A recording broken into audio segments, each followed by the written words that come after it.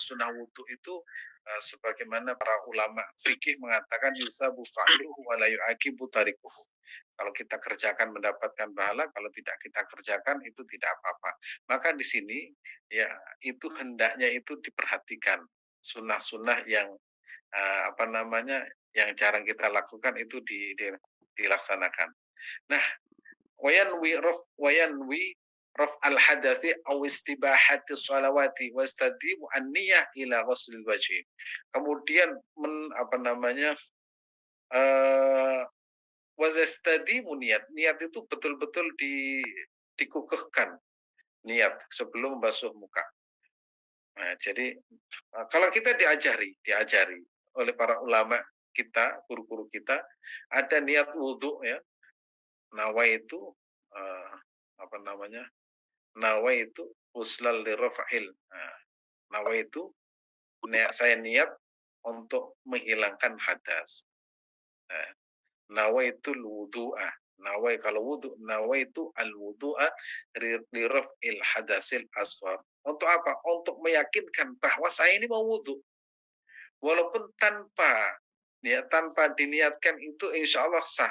Tapi Imam Al-Ghazali menginginkan bahwa kalau kita wudu betul-betul hati kita itu niat, ya Allah saya mau wudu untuk agar diperbolehkan untuk melaksanakan sholat. Itu betapa hati itu dituntun betul bagaimana tawajuh kepada Allah Subhanahu wa taala.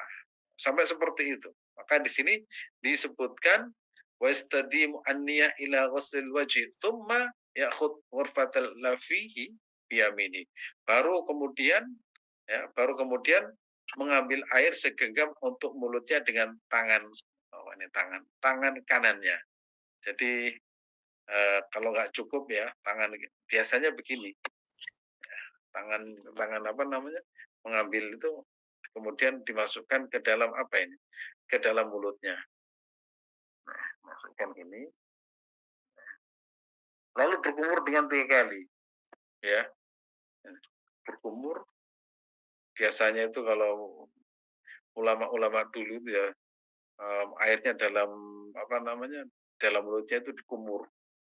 Gitu. Sampai ada bunyinya itu.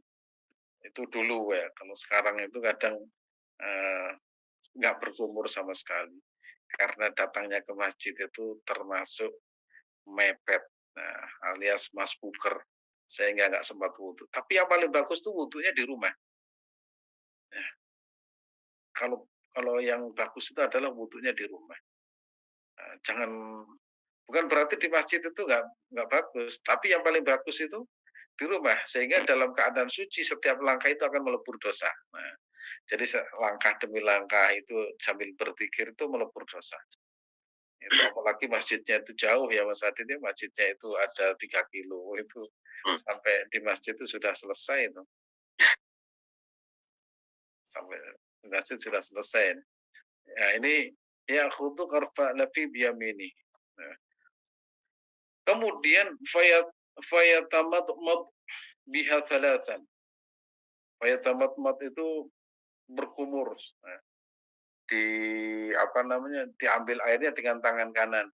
Nanti kalau tangannya nggak cukup ya dengan tangan dua juga nggak apa-apa. Tapi intinya itu berkumur, berkumur. Mari kita jelaskan kalau bisa itu siwak terlebih dahulu agar tatkala berkumur itu ya sudah bersih. Jangan sampai tidak berkumur. Kalau tidak berkumur itu kasihan orang yang akan sholat di samping kita. Begitu takbiratul Allahu Akbar itu kan langsung seng, dikira apa ini, ternyata nggak berkumur. Nah, maka di sini berkumur itu ada tuntunannya 3 kali. Nah ini kalau saya pernah membaca kitab tentang apa namanya wudhu dari segi kesehatan itu apa namanya berbagai jenis kuman itu di mulut itu terbawa, ya keluar, ya bersih ya. Fayatamatmat biha thalatan wa yubali fil matmati wal istinsyaqi illa ayyakuna sha'iman fayatma. Kemudian ya, hendaknya berkumur dengan sangat dan menghirupnya ya, kecuali dalam kondisi puasa. Jadi caranya itu apa namanya, wa yubalik tuh kumurnya itu betul-betul kumur tuh, kanan kiri, nah gitu ya. Jangan hanya dimasukkan langsung dikeluarkan, berkumur ya, kita tahu berkumur.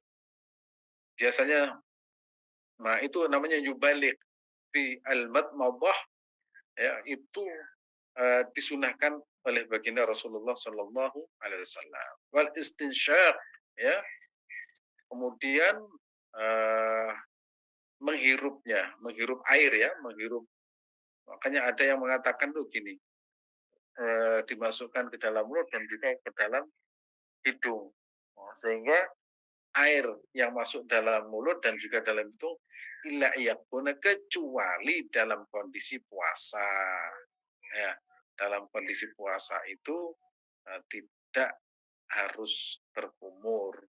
Boleh berkumur tapi waktunya begini, ya, waktunya itu menurut para ulama fikih berkumur itu makruh ketika dalam puasa kecuali pagi. Ya, pagi sampai kapan? Sampai menjelang zuhur, itu berkumurnya itu boleh. Tetapi kalau sudah di atas jam 12 ke atas setelah zuhur, itu makruhun, hukumnya makruh. Karena tatkala berkumur itu sudah ada rasanya. Kalau pagi itu kan habis sahur, ya sehingga berkumur itu masih biasa-biasa saja.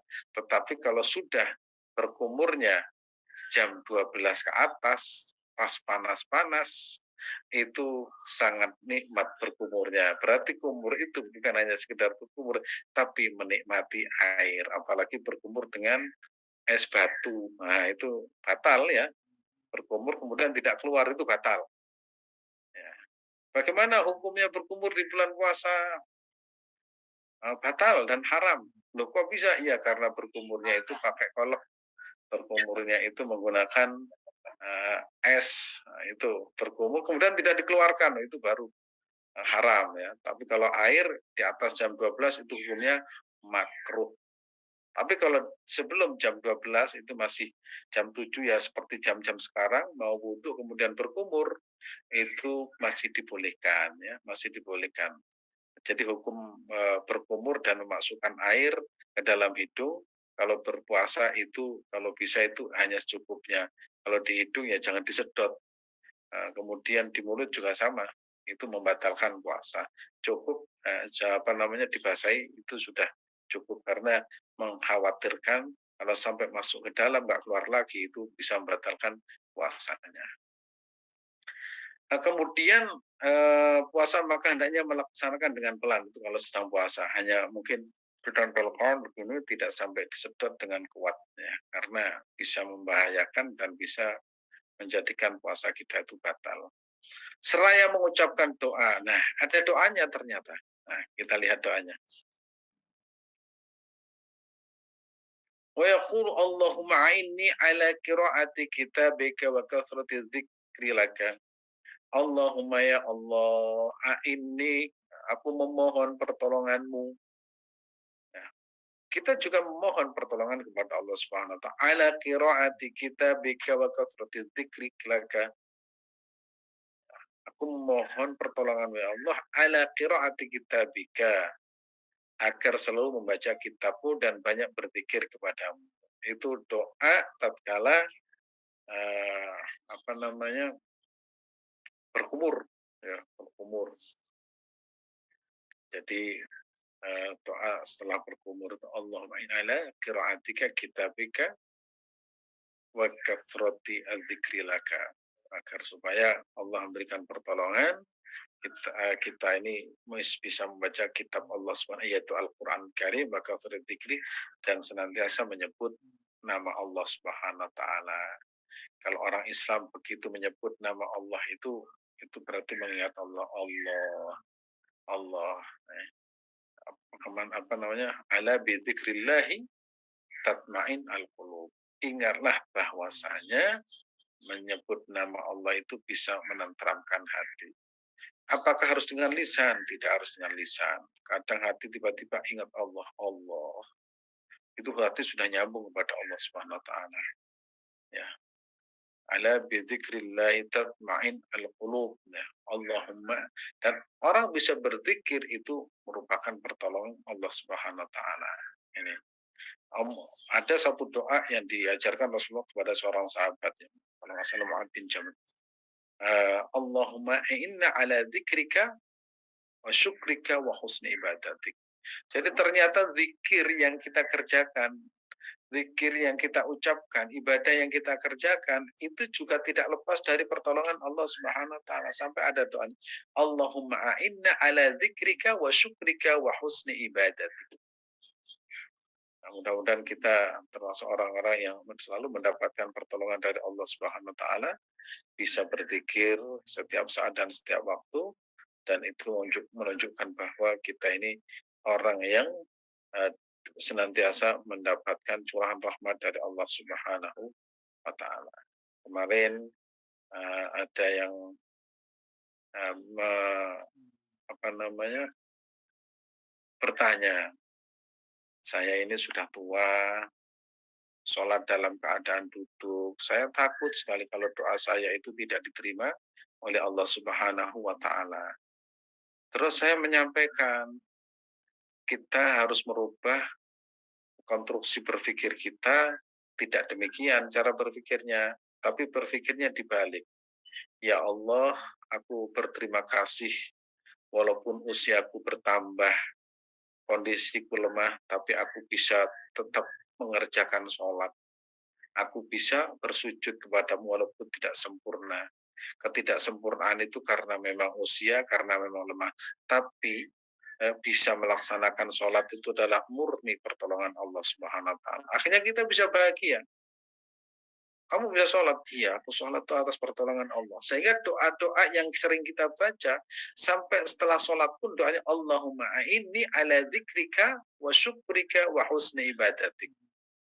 Dan doa ya, berkumur, setelah itu berkumur itu doanya seperti Allahumma a'inni, ya Allah, aku memohon pertolonganmu ala qiraati kitabik, agar supaya bisa membaca kitabmu, ya.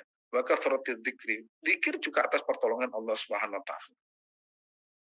Nah, ini menunjukkan kalau tauhid kita itu mantap, segala sesuatu itu disandarkan kepada Allah Subhanahu wa taala. Nah, sebaliknya kalau kita melakukan maksiat, kita harus mengakui bahwa itu adalah kesalahan kita, kelemahan kita. Nah, kalau sudah seperti itu, insya Allah Allah akan memaafkan. Nah, jadi kalau kita ini kembali lagi pada kitab Al-Hikam, kalau kita bisa melaksanakan ibadah, baca Al-Quran, zikir, kita harus meyakini bahwa itu pertolongan Allah Subhanahu wa taala. Jangan sampai itu kita nisbatkan kepada diri kita sendiri. Yang kedua, kalau kita jatuh pada perbuatan yang tidak baik, jangan kemudian mengatakan ini takdir Allah saya berbuat maksiat. Jangan, kita mengatakan, ya Allah, inni dhaifun, aku lemah. Ya, aku tidak bisa menghindari. La tu'akhidna bima nasina wa akhtana. Aku telah berbuat salah. Makanya kullu bani Adam khata' wa khairul khata'in tawwabun. Akhirnya kita mengingat Allah Maha Pengampun, akhirnya kita itu bersandar bahwa Allah Subhanahu wa taala itu Maha Pengampun. Inni aghfiru adz-dzunuba jami'ah, katanya Allah Subhanahu wa taala. Kalau orang bermaksiat, katanya itu inni aghfiru, aku akan mengampuni adz-dzunuba, semua dosa, ya, adz-dzunub, semua dosa. Itu insya Allah kita melaksanakan puasa itu termasuk menjadi pelebur dosa, dan kita bisa berpuasa itu juga pertolongan Allah Subhanahu wa taala. Jadi kita bisa puasa itu pertolongan Allah Subhanahu wa taala. Nah, mudah-mudahan kita termasuk orang-orang yang senantiasa mendapatkan pertolongan. Allahumma a'inni ala qiraati kitabika wa kasrati adzikri laka. Terus kita lanjutkan.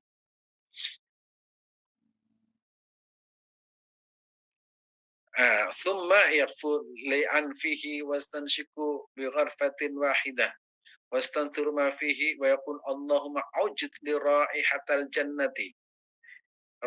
الجنة وأنت أني راضٍ.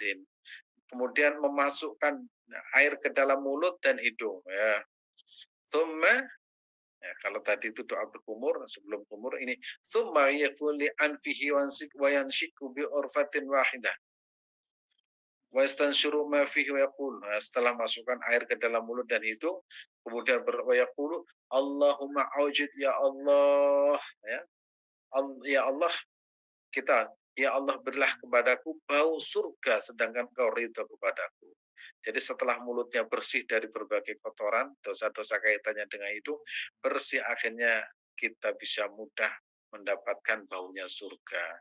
Loh gimana baunya surga? Nah, gimana? Orang kan mungkin bisa, gimana masa surga itu bau? Nah, jadi zaman Nabi itu, ini saya dapat dari beberapa guru di zaman Rasulullah Shallallahu Alaihi Wasallam. Ya, zaman Rasulullah itu, zaman dulu itu awal-awal Rasulullah itu kan orang itu orang yang soleh-soleh kan, orangnya itu apa ya, orangnya itu ahli ibadah, tidak maksiat, pokoknya orangnya itu soleh semua. Nah, kira-kira begitu. Kalaupun ada yang maksiat itu tidak banyak.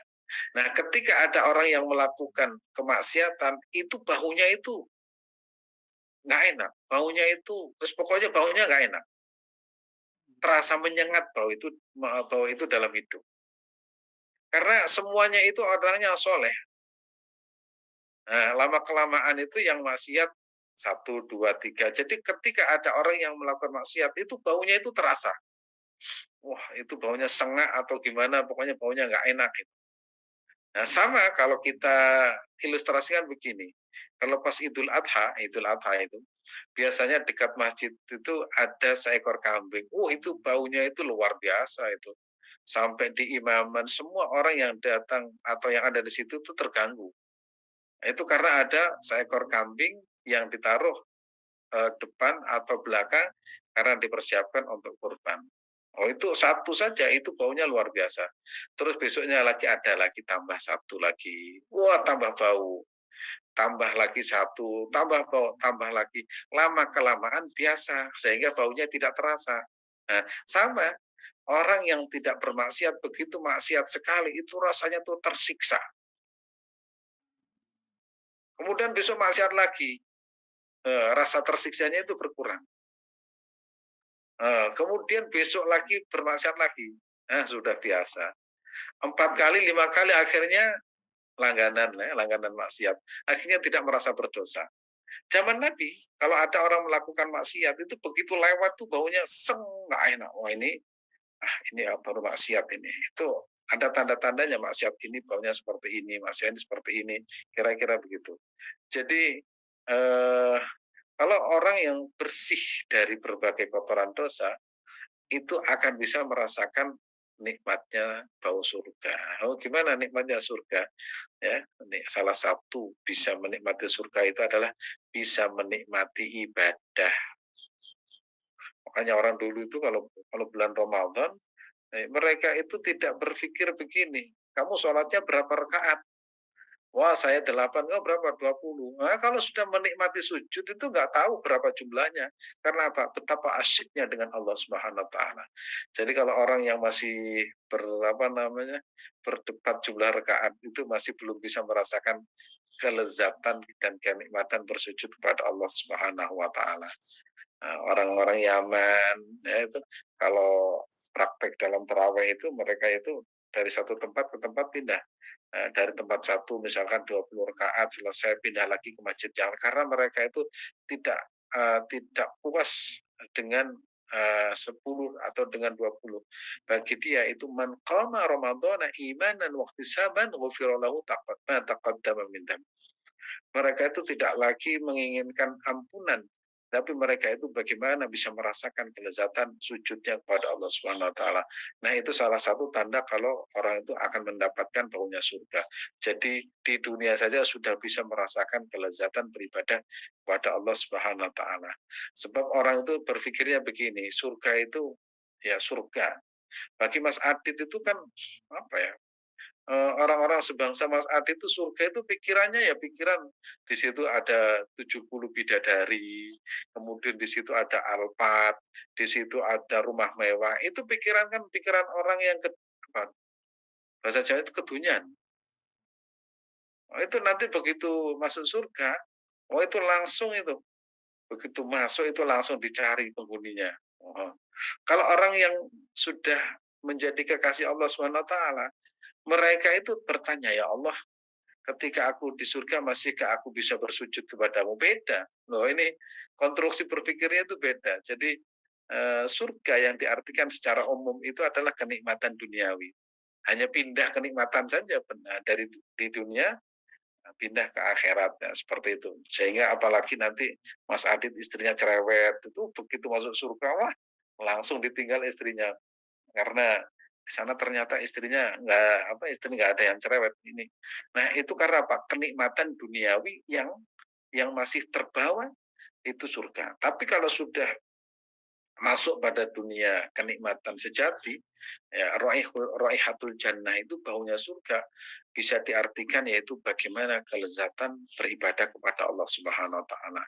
Malamnya bisa menikmati sujud, sholat fardu nyaman, bersedekah itu juga enak. Jadi bersedekah itu berpikirnya itu bukan karena hartaku tapi berterima kasih telah diberikan pertolongan bisa bersedekah. Jadi itu yang namanya hakikat raihatul jannah itu wa anta radin anna wa anta anni radin dan engkau ridho kepadaku. Maka yang kita cari itu ridho Allah Subhanahu wa taala. Raditu billahi rabbah wa bil islami dina wa bi Muhammadin nabiyya. Nah itu sampai dibuat lagu ya sama siapa namanya Mas Adit. Raditu billahi rabbah wa bil islami dina wa bi Muhammadin itu karena apa? Dalam zikir raditu billahi ridho itu artinya apa? Ya Allah, aku senang, aku bahagia. Aku ridho, raditu billahi robba. Engkau sebagai Tuhanku. Oh, jadi kita punya Tuhan, Allah itu kita ridho. Bagaimana Tuhan kita itu yang memberikan rahmat yang tidak terbatas kepada kita. Sementara Tuhan-Tuhan yang lain ternyata mati semua. Jadi Tuhannya itu perlu dirawat. Tapi kita dirawat oleh Allah Subhanahu Wa Taala. Yasha'u man dzalladzi sya'inda illa ya'lam ma baina aydihim wa khalfahum yuhituna bi syai'in min ilmi illa bima syaa. Itu hayyun qayyum Tuhan kita. Jadi Allahumma aujid li raihatal jannah wa anta anni radin. Ya Allah, engkau terhadapku adalah ridha. Ini doa apa? Doa ketika saya masukkan air dalam mulut dan hidung. Terus kita lanjutkan. Nah, wa yaqulu fis intisar Allahumma inni a'udzubika min raihatin nar wa min su'id dar. Nah, ini ketika kita mengeluarkan air, tadi memasukkan, ini mengeluarkan.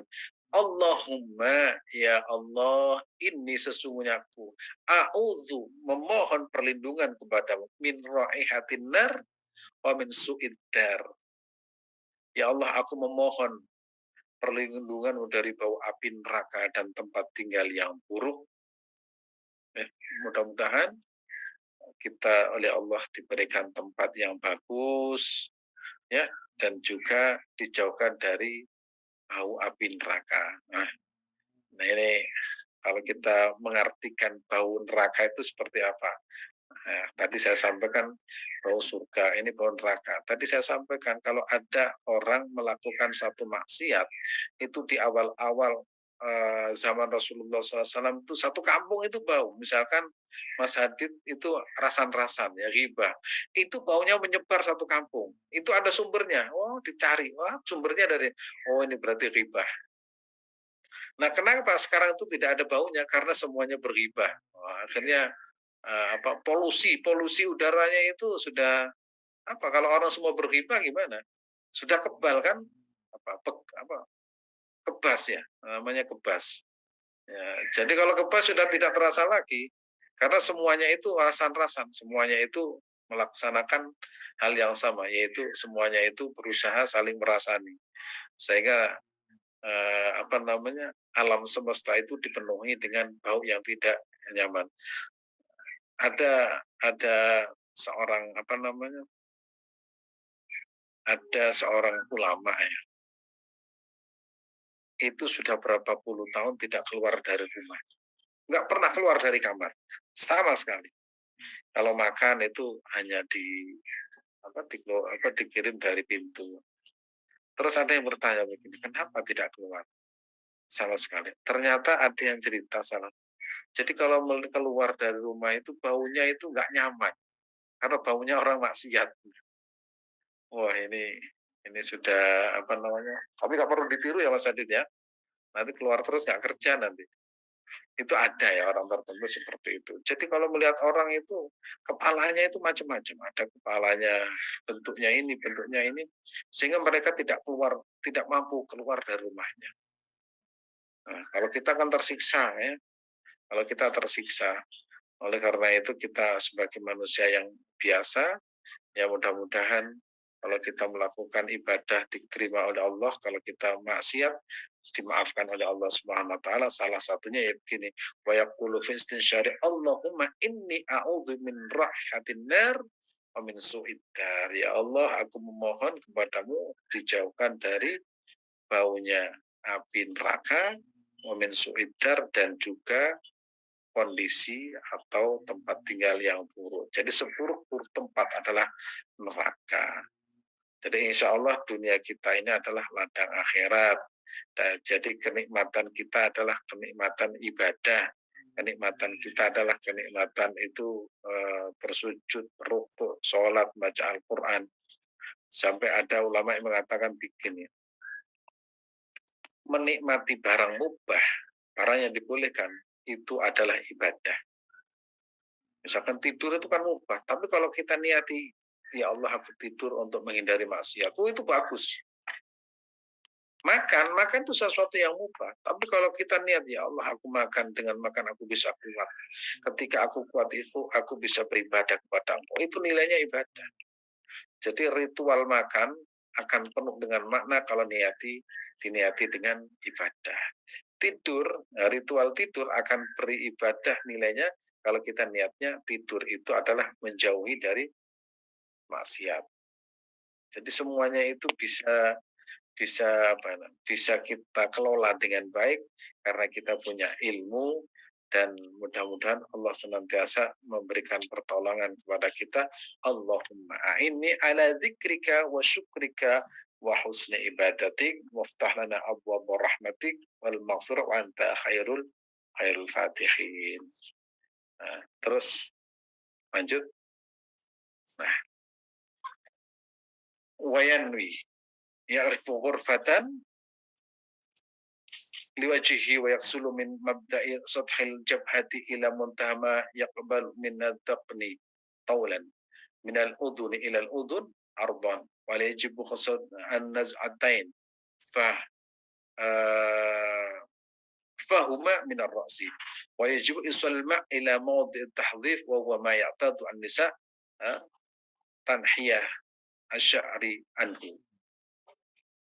Kemudian hendaknya meratakan usapan pada bagian kepalanya yang yaitu dengan membasahi kedua tangannya dan menempelkan ujung-ujung jari kanannya dengan ujung-ujung kaki kirinya, lalu meletakkan keduanya pada bagian depan kepala. Selanjutnya mengusapkan keduanya ke arah tengkuk, kemudian mengembalikannya ke arah depan lagi. Hal ini hendaknya dilakukan sebanyak 3 kali seraya membaca doa. Ini minggu depan saya lanjutkan minggu depan atau hari Sabtu ya, hari Sabtu. Dan saya kembalikan waktunya ke Mas Adit.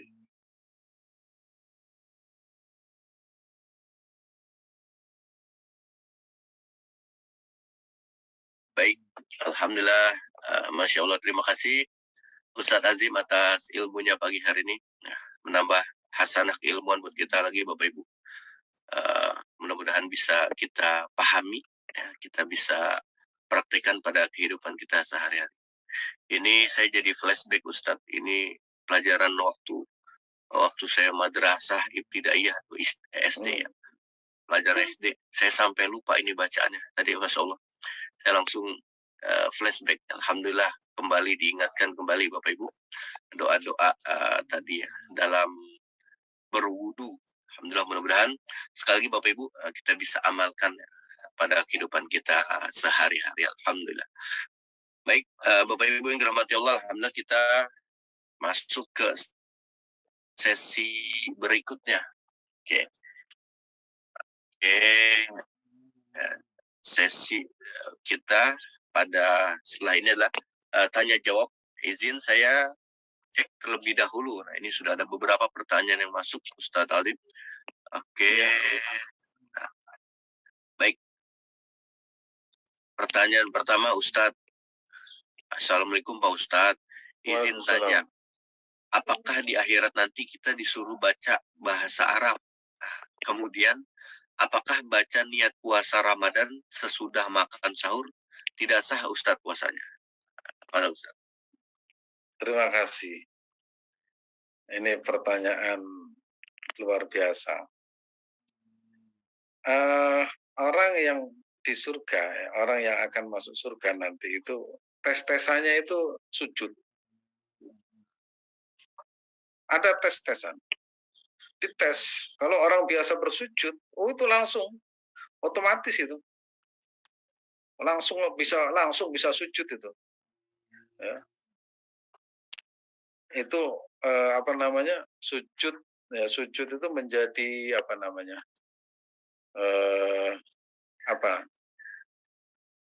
pokoknya kalau kita di dunia itu sering sujud, itu begitu nanti langsung dites oleh Allah Subhanahu wa taala, sujud langsung dia itu bisa sujud. Ini tes-tesannya, makanya kita ya mumpung belum kembali kepada Allah Subhanahu wa taala, banyaklah bersujud. Fa'alaika bikathratis sujud, maka hendaknya kalian tuh banyak bersujud kepada Allah Subhanahu wa taala. Jadi tes-tesannya itu gampang ya, kalau orang sujudnya bagus, insya Allah di akhirat itu akan dites langsung. Nah, itu dalam Al-Quran begini. Yauma yukshafu an sakin wa yud'auna ila sujudi fala yastati'un. Khashi'atan absaruhum tarhaquhum dhillah wa qad kanu yud'auna ila sujudi wa hum salimun.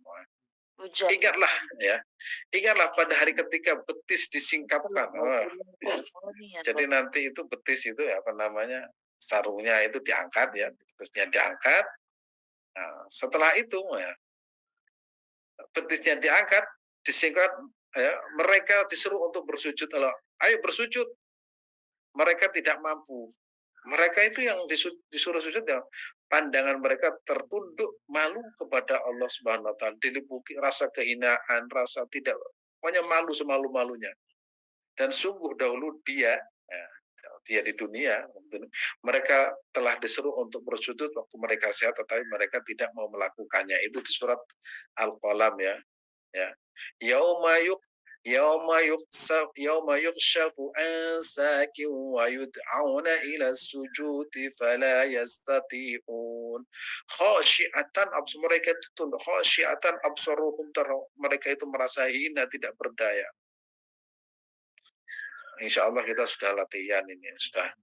Makanya mumpung bulan puasa itu, saya sering menyampaikan, kalau bisa itu kita nggak usah berdebat jumlah rakaat. Pokoknya sujud itu adalah nikmat yang tertinggi dalam hidup manusia, karena hanya Allah yang kita sujudi. Kalau saya itu ya sesuai dengan guru, udah sujud itu pokoknya top, markup top sudah. Ketika di dunia bisa sujud, itu merasa ya Allah, terima kasih kau ciptakan aku bisa bersujud. Di saat orang itu menikmati duniawi, aku bisa bersujud walaupun tidak lama. Itu dinikmati benar. Yauma yukshafu an sakin wa yud'auna ila sujudi fala yastati'un. Tapi kita enggak, nanti di akhirat langsung tesnya itu sujud ya. Kan ditanya yang lain-lain, pokoknya sujud.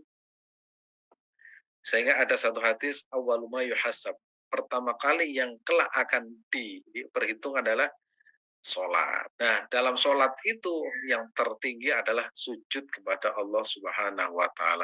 Pasti ada pertanyaan begini, loh saya nggak bisa bersujud kepada Allah karena saya sudah tua. Sholatnya sambil duduk. Sholat ini pertanyaan klasik ya. Tapi tentu saja jawabannya begini, mau melaksanakan sholat dalam kondisi apapun, itu bukti kalau Allah itu memberikan rahmat kepada kita. Nah, adapun dia tidak bisa bersujud karena kondisi ya kondisi fisiknya, tapi tetap itu dinilai bahwa sujud adalah bentuk ketaatan kepada Allah Subhanahu wa taala. Jadi tesannya apa nanti dari Mas Adib? Bersujud. Yauma yukshafu an saki wa yud'auna ila sujudi, ya, ila sujudi wa hum, ya, ila sujudi, fala yauma yukshafu an saki wa yud'auna ila sujudi fala yastatin. Fala yastatin khasyi'atan absar tarhamdillah wa qad kanu yud'auna ila sujudi wa hum salimun. Ya, insyaallah kita semua orang-orang yang ditakdirkan bersujud kepada Allah Subhanahu wa taala. Amin. Terus pokoknya Rasulullah itu ya, Rasulullah ini cerita Rasulullah sallallahu alaihi wasallam. Rasulullah itu kan menjelang wafatnya itu kan seringkali pingsan. Kemudian bahasa Jawanya itu diseko itu apa ya? Jadi Aisyah radhiyallahu anha itu mengambil air, mukanya dikasih air itu diseko. Waktu itu sedang melaksanakan sholat, dan sholat waktu itu dipimpin oleh Sayyidina Abu Bakar As-Siddiq. Rasulullah itu sudah sakit, sudah menjelang ajalnya, tinggal menunggu waktunya, detik-detiknya. Ketika Rasulullah itu membuka matanya, melihat para sahabat itu sedang sholat, dipimpin oleh Abu Bakar As-Siddiq, itu langsung wajahnya itu ceria. Wajahnya itu bahagia. Nah, kalau bahasa Jawanya itu, aku berhasil mendidik umatku menjadi orang yang sholat. Wajahnya karena begitu gembiranya Rasulullah itu melihat para sahabat sholat. Dan waktu itu dipimpin oleh Sayyidina Abu Bakar As-Siddiq. Kemudian Rasulullah itu dengan dipapah, ada yang mengatakan digotong, meminta aku tolong antarkan ke masjid ya. Masjidnya dekat, bukan 1 kilo 2 kilo, untuk melaksanakan sholat. Begitu mau melaksanakan sholat, Abu Bakar yang waktu itu menjadi imam mundur, dan kemudian Rasulullah imami dalam kondisi yang tidak berdiri pada waktu itu. Artinya apa? Betapa Rasulullah itu dalam kondisi apapun, sholat itu menjadi prioritas utama. Nah, jadi tidak ada alasan misalkan, saya ini sibuk ini, nanti aja deh kalau sholat sudah tua, nggak ada. Rasulullah sudah mau wafat, usianya menjelang ajal, dalam kondisi sakit, pingsan, bangun lagi, pingsan lagi. Itu ketika melihat para sahabat sholat itu bahagianya luar biasa. Karena apa? Saat sholat itulah kita sedang bermunajat, yunaji robbahu, sedang berinteraktif dengan Allah Subhanahu wa taala. Ya, itu insya Allah latihan kita adalah sholat. Puasa ini kemampuan kita sejauh mana, yaitu bagaimana kita bisa menjalankan qiyam Ramadan, ya, qiyamul lail. Nah, itu makanya umat Rasulullah itu tidak kalah dengan umatnya Nabi Musa. Nabi Musa itu sholatnya itu umatnya katanya sampai 50. Wah, kalau kita bukan 50 lagi, lebih dari itu. Coba kalau misalkan ya, yang 20 rakaat, ya, ditambah witir 3, terus nanti malamnya tahajud, ya, tahajudnya 12, belum lagi sholat sholat fardu. Sholat fardu misalkan 17 rakaat, berapa itu? Witir 20 tambah 3, berarti 23. Kemudian tahajud 12. Nanti dihitung Mas Aditnya.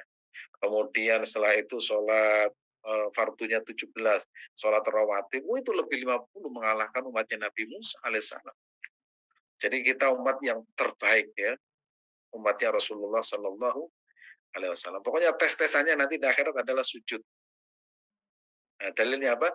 Yauma yukshafu an sakim wa yud'auna ila sujudi fala yastati'un. Mereka nggak pernah bersujud, mereka malu di hadapan Tuhan karena setelah disebut usjud, ayo sujud kepadaku, bersujudlah, nggak bisa ya Allah, berarti kamu bukan orang yang bersujud kepadaku. Khasyi'atan absarum, mereka itu tertunduk melihat ke bawah, malu, hina, dan tidak berdaya di hadapan Tuhan. Tarhaquhum dhillah wa kanu yud'auna ila sujudi wa hum salim. Dan dia sungguh ya malu, hina di hadapan Allah karena diseru atau diajak bersujud tidak mau.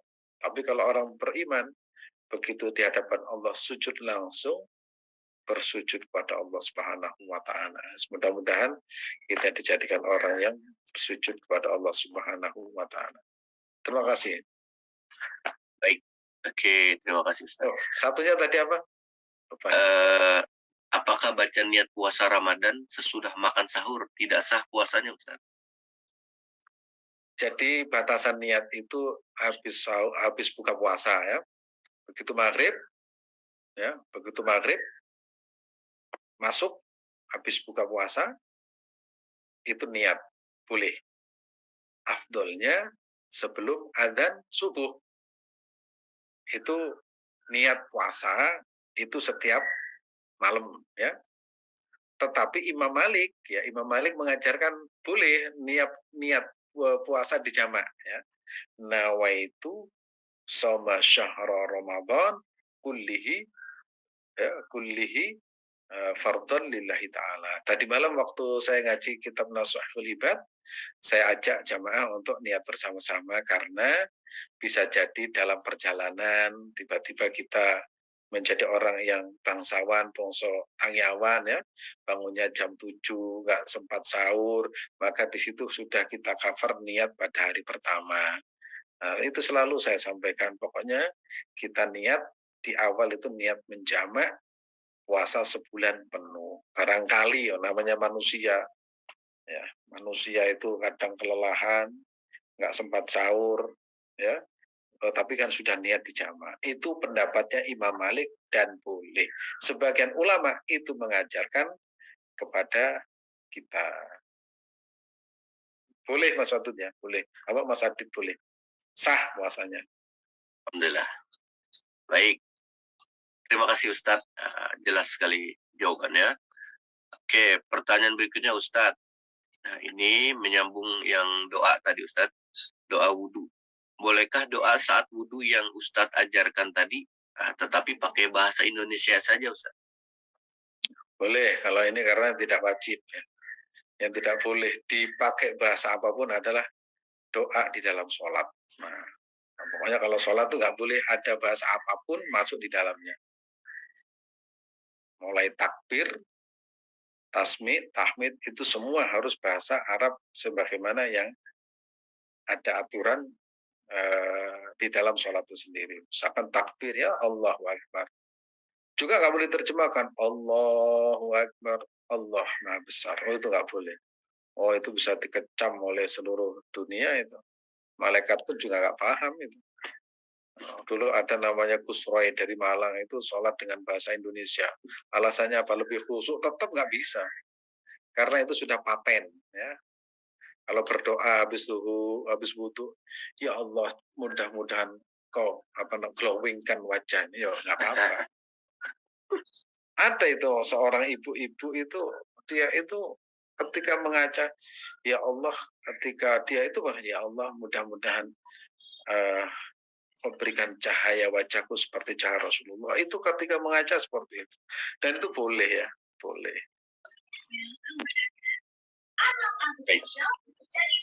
Oke, terima kasih Ustadz. Ustadz ini masih nyambung dengan doa, maksud dengan bahasa Indonesia tadi yang di sholat Ustadz. Misalkan dalam bersujud, bolehkah kita berdoa Ustadz? Nah, ini kan takutnya kita pakai bahasa Indonesia. Bagaimana Ustadz? Ya tadi nggak boleh menggunakan selain bahasa Arab. Dan bahasa Arab yang ada dalam sholat itu sudah sifatnya paten. Namanya paten itu nggak bisa dirubah-rubah. Berarti baca doa saat sujud juga apa Ustaz? Ya, saat sujud itu doa yang sudah ada itu. Kalau sujud kan baca tasbih dan juga rukuk tasbih. Mensucikan Allah Subhanahu wa taala. Kemudian sujud terakhir itu yang ada panduannya dari para ulama boleh ya, sifatnya boleh menambah pada sholat sujud terakhir, tapi saya anjurkan pada sholat sunnah. Doanya apa? Ya tergantung kebutuhannya. Misalkan Mas Adit itu nggak punya istri lama sekali, ya minta ya Allah berikanlah kami pasangan Robbi la tadarni farda wa anta khairul warithin. Kemudian Mas Adit sudah tua renta, ya Allah matikanlah saya dalam keadaan husnul khotimah. Allah makhtim lana bi husnil khotimah. Kemudian ada Mas Adit itu pengen haji sudah lama, Allah merzukna ziyarata Makkah wal Madinah. Itu boleh ya. Itu sifatnya itu boleh ya. Sifatnya itu boleh. Tapi yang penting kita doanya itu sesuai dengan ajaran baginda Rasulullah SAW. Apa? Sujud yang terakhir itu misalkan Allahumma inna nas'aluka al-afwa wal afiyah. Ya, Allahumma nas'aluka imanan kamila. Jadi tentang rasa keimanan itu bertambah dan kata Allahumma nas'aluka al-huda wa tuqa. Nah itu ya. Jangan sampai ya Allah, misalkan sujud yang terakhir, ya Allah, utang saya begitu banyak. Jadi sholat nangis itu bukan karena takut kepada Allah, menatapi nasibnya yang utangnya tidak kunjung terbayar. Jadi dikira khusyuk, bukan itu karena sedih ya Mas. Beda tangisan orang beda ya, tangisan khaufan lillah ya dengan tangisan orang yang mengharap rahmat Allah itu beda. Misalkan Mas Adit begini, kita sholat kemudian bersujud, kita merasa bahagia bahwa kita ditakdirkan bisa bersujud kemudian mengeluarkan air mata itu beda rasanya dengan nangis karena kita nggak punya duit ya. Allahu Akbar, nangis nggak selesai, utang saya belum terbayar, itu sama-sama nangisnya. Dan tangisan air mata yang keluar itu beda. Misalkan, ya Allah, terima kasih kau ciptakan aku bisa sujud pada malam hari ini. Itu menangis bahagia. Oh, itu malaikat bisa gempar di langit itu, bisa mengamini. Tapi kalau kita nangis, aduh, ini utang, nangis, sholat tapi nangis apa? Ingat kambingnya hilang, misalkan, ingat sepedanya, motornya hilang, beda, sama-sama nangis, tapi maknanya, rasanya beda dan yang tembusnya dengan Allah itu beda. Nanti bisa dirasakan kalau sudah terlatih. Itu satu. Baik, alhamdulillah. Terima kasih Ustaz. Ustaz, pertanyaan berikutnya. Mohon penjelasannya Ustaz Azim. Tidak ada manusia yang bersih dari dosa. Apakah akan dibersihkan dalam api neraka sesuai dosanya? Baru dimasukkan ke dalam surganya dengan rahmatnya Allah. Atau apakah taubat nasuha bisa membersihkan dosa-dosanya dengan izin dan kehendaknya? Nah, Imam Abu Hanifah kemarin saya singgung. Alat untuk bersuci itu ada 3. Pertama air, yang kedua itu batu, yang ketiga itu api. Tapi yang api itu tidak populer ya, tidak populer. Oleh karena itu beliau itu menganalogikan begini. Makanya orang kalau berdosa nanti di akhirat itu dibakar. Setelah dibakar dia itu dimasukkan ke dalam surga Allah Subhanahu wa taala. Tapi perlu diketahui bahwa kita masuk surga itu adalah fadlnya Allah Subhanahu. Qul bi fadlillah bi rahmati fabidzalika falyafrahu. Ya, fadlnya Allah Subhanahu wa taala ya, dengan rahmat Allah Subhanahu wa taala kita masuk surga Allah Subhanahu wa taala. Mungkin masa mudanya itu bermaksiat, tapi akhirnya itu bertobat. Itu juga rahmatnya Allah Subhanahu wa taala. Mungkin di antara ibadah yang kita kerjakan begitu banyak, tapi ternyata yang betul-betul nyambung itu adalah sholat malamnya. Yang lain itu hanya sekedar menggugurkan kewajiban. Itu ya kita tidak tahu. Oleh karena itu dan ini berulang-ulang sampai saya tidak akan bosan tatkala kita melaksanakan ibadah, bersyukurlah, berarti kita sedang mendapatkan karunia Allah Subhanahu wa taala. Bisa jadi itu yang menjadikan kita itu ahli surga. Dan setiap keburukan itu kalau kita itu mengakui bahwa kita ini tidak berdaya, manusia itu tempat salah dan lupa, mengakui bahwa Allah itu Maha Pemaaf, Maha Pengampun, maka insya Allah kita akan diampuni dosa-dosa dari dosa-dosa itu dan insya Allah dimasukkan ke dalam surga Allah Subhanahu wa taala. Dan doa yang paling mujarab, doa yang sangat istimewa diajarkan Rasulullah kepada para sahabat, termasuk doa khusus kepada istrinya, yaitu Allahumma innaka afuwun tuhibbul afwa fa'fu anna. Allahumma innaka, sesungguhnya engkau ya Allah, afuwun, maaf, tuhibbu, mencintai, al-afwa, maaf, dan maafkanlah aku. Allahumma innaka afuwun tuhibbul afwa fa'fu anna. Sudah, itu doa ya, doa Rasulullah yang diajarkan kepada istrinya Sayyidatul Aisyah radhiyallahu anha. Bukan berarti, wah saya kan bukan istri Rasulullah, nggak perlu doa. Itu berarti nggak paham. Maksudnya apa? Doa diajarkan kepada Rasulullah berarti kita pahami juga digunakan untuk semua umatnya. Misalkan seperti doa Allahumma inna ala dzikrika wa syukrika wa syukrin. Itu kan kepada satu sahabat. Oh itu berarti nggak paham. Makanya harus kita pahami secara kontekstual. Saya kan bukan sahabat. Gitu Mas Adit. Masya Allah. Alhamdulillah, baik. Terima kasih Ustaz. Ustaz, 2 pertanyaan lagi Ustaz. Ya silakan. Baik. Alhamdulillah, terima kasih Ustaz. Ustaz, izin tanya, mohon penjelasan kembali tentang baca bismillah dahulu atau niat wudhu dahulu Ustaz, nawaitul wudhu. Oke, terima kasih. Jadi kalau kita wudhu kemarin itu urutannya niat, kemudian niat, ya, niat wudhu itu kan ada niat sebelum wudhu, ada niat mau wudhu. Nah, kalau kemarin kita bahas secara urutan, ya, setelah istinja membersihkan, kemudian apa siwak, kemudian duduk, kemudian membaca Bismillah, kemudian membasuh tangan. Nah, itu seperti itu.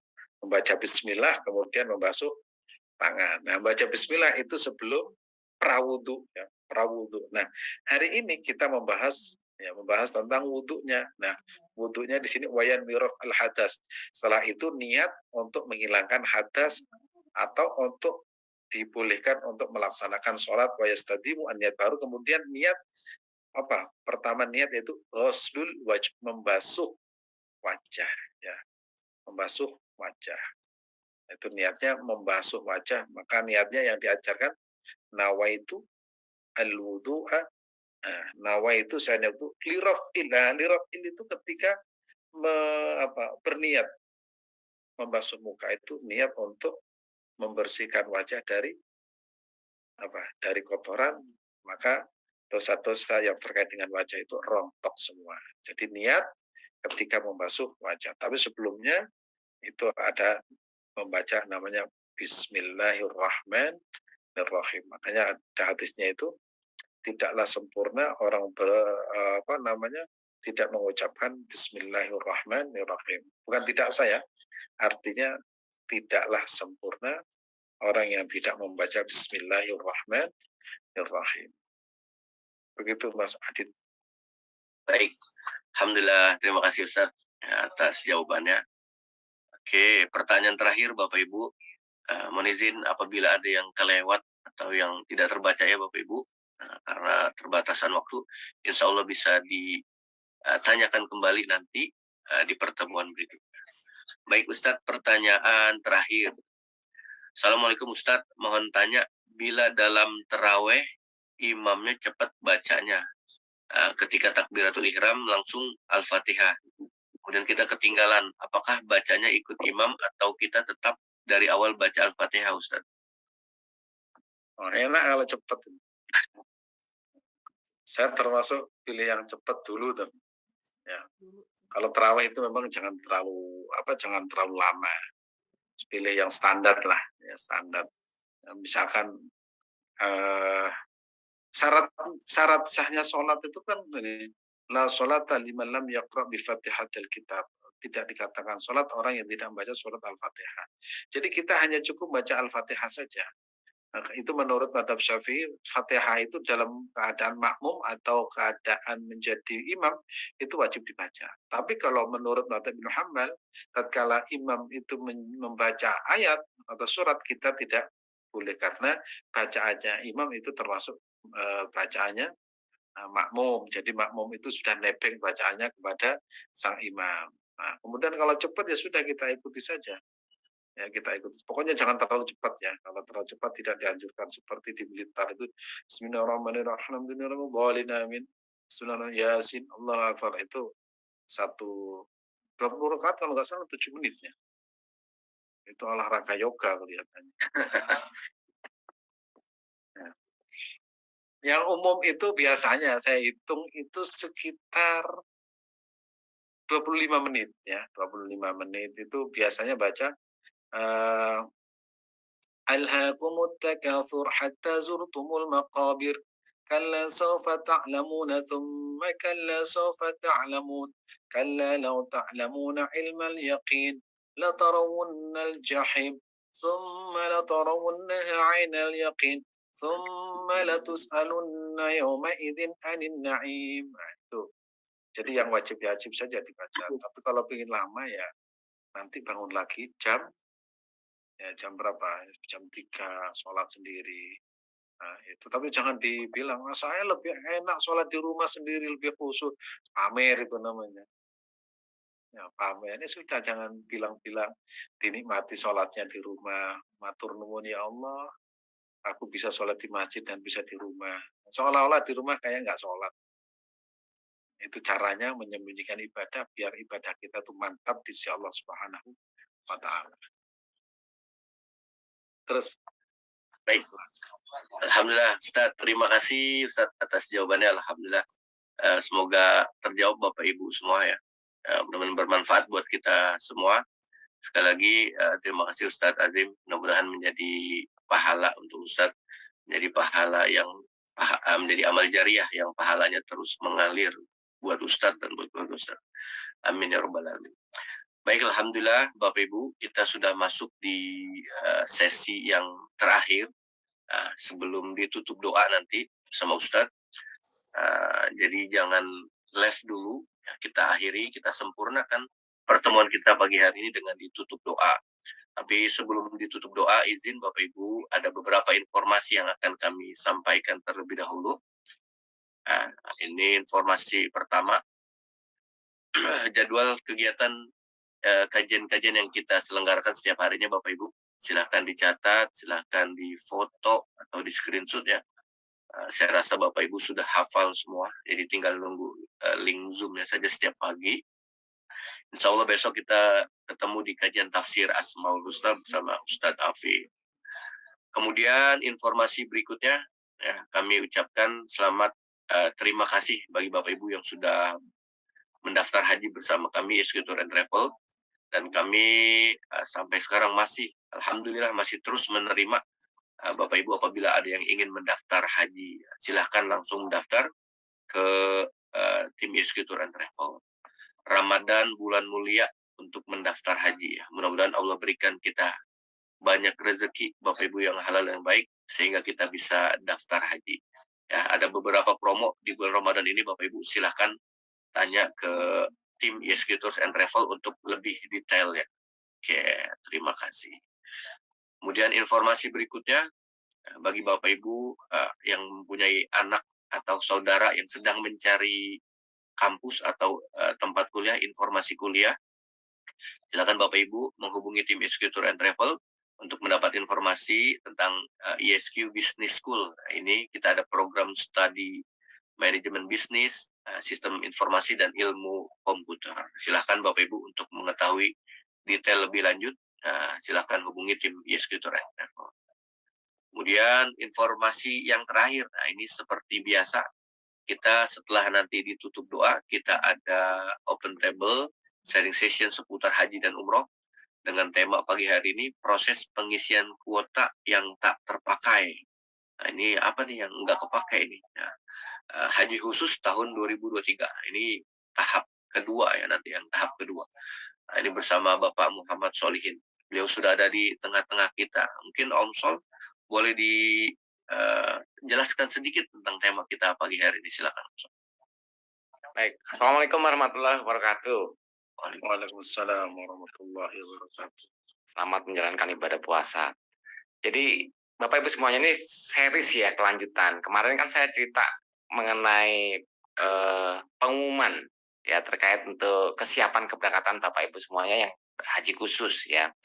Itu hari Minggu, hari Senin saya cerita tentang pelunasan untuk kesiapan. Jadi nama-nama kan sudah diumumkan. Kemudian besoknya saya cerita lagi terkait dengan porsi batu, ya, kuota batu atau data batu. Jumlahnya banyak banget ya, ratusan ribu. Nah, kemudian ini lanjutannya nih. Nah, kalau ada tadi porsi batu, ada yang menunda, itu kan kosong tuh, porsinya nggak keisi. Nah, bagaimana prosesnya? Nah, ini mudah-mudahan bisa dipahami nanti Bapak Ibu semuanya, supaya sekali lagi kita menghindarkan hal-hal yang negatif. Ya, negatif itu bisa jadi kan, "Loh, itu porsi banyak banget yang kosong, jangan-jangan dijual tuh." Nah, itu ya. Nah, kita lihat prosesnya, aturannya seperti apa, supaya sekali lagi kita memahami aturan-aturan terkait dengan pelaksanaan ibadah haji. Demikian. Nantikan setelah sesi doa ya. Dan nanti insya Allah tanggal 1 April kita ketemu untuk manasik haji di Surabaya ya, Ustadz?